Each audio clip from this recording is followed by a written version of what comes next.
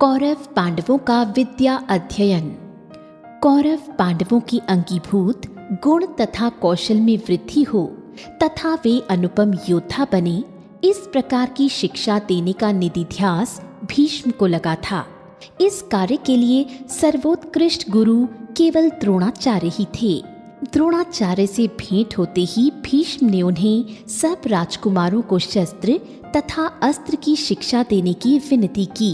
द्रोणाचार्य ने बड़ी प्रसन्नता से उस प्रस्ताव को मान्यता दी।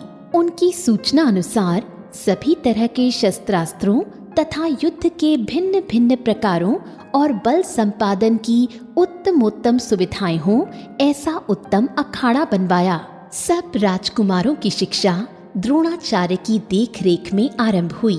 सूर्योदय के 2 घड़ी पहले उनकी दिनचर्या आरंभ हो जाती। प्रार्थना, वेदाध्ययन, व्यायाम, शस्त्र तथा अस्त्रों के पाठ और अभ्यास, हाथी, रथ, घोड़ों की सवारी, युद्ध कला के अंतर्गत अन्य खेल आदि, इस प्रकार उनका परिपूर्ण दिनक्रम निश्चित किया था। एक बार रात्रि भोजन करते समय हवा के झोंके से दीपक बुझ गया। अर्जुन अंधेरे में ही भोजन करता रहा।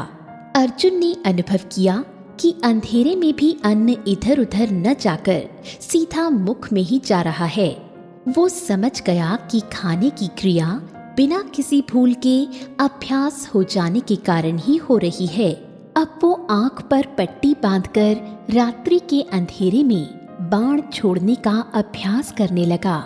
ऐसे अभ्यास के फलस्वरूप वो ध्वनि सुनकर लक्ष्य भेद करने वाला शब्द भेदी धनुर्धर बना। द्रोणाचार्य के मन में आया कि सब शिष्यों की परीक्षा ली जाए। उन्होंने कारीगरों से एक भास यानी घास का पक्षी बनवाया और उसे एक ऊंचे शाल वृक्ष की सबसे ऊपरी शाखा पर लटका दिया। फिर उस वृक्ष से दूर एक विशिष्ट स्थान पर युधिष्ठिर समेत सबको खड़े रहने का आदेश दिया। हवा से हिलते उस पक्षी की आंख को लक्ष्य बनाकर बाण मारना था। युधिष्ठिर समेत सभी को एक वृत्त में खड़ा करके धनुष्य सज्ज करने के पश्चात क्रम से प्रत्येक राजकुमार को वे पूछते, संपूर्ण एकाग्रता से देखकर बताओ कि तुम्हें क्या दिख रहा है। गुरुदेव, मुझे वह शाल वृक्ष, उसके नीचे खड़े सेवक, उनके पीछे बहने वाली नदी, सुदूर में एक पहाड़ी और कभी कभी वो हिलता हुआ पक्षी भी दिख रहा है। गुरुदेव निराश स्वर से कहते, अब बाण मत छोड़ो, अपने स्थान पर लौट जाओ। अर्जुन को छोड़कर सभी ने ऐसा अथवा इसी आशय का उत्तर दिया। अंत में आचार्य ने अर्जुन को धनुष्य सज्ज करने के लिए कहा और वही प्रश्न पूछा। अर्जुन ने उत्तर दिया, गुरुदेव, मुझे केवल वो हिलता हुआ भास पक्षी ही दिख रहा है। जरा और नजर गड़ाकर देखो और बताओ। गुरुदेव, अब मैं पक्षी का केवल सिर देख पा रहा हूं।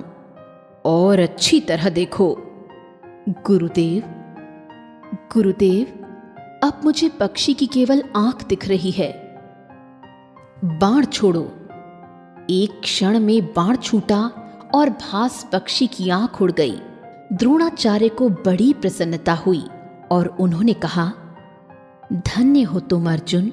मैं स्वयं को धन्य मानता हूं जो मुझे तुम जैसा शिष्य मिला। तुम मेरे सर्वश्रेष्ठ और सर्वप्रिय शिष्य हो। मैं तुम्हें ऐसी शिक्षा प्रदान करूंगा जिससे तुम जैसा धनुर्धर समूचे त्रिलोक में नहीं होगा।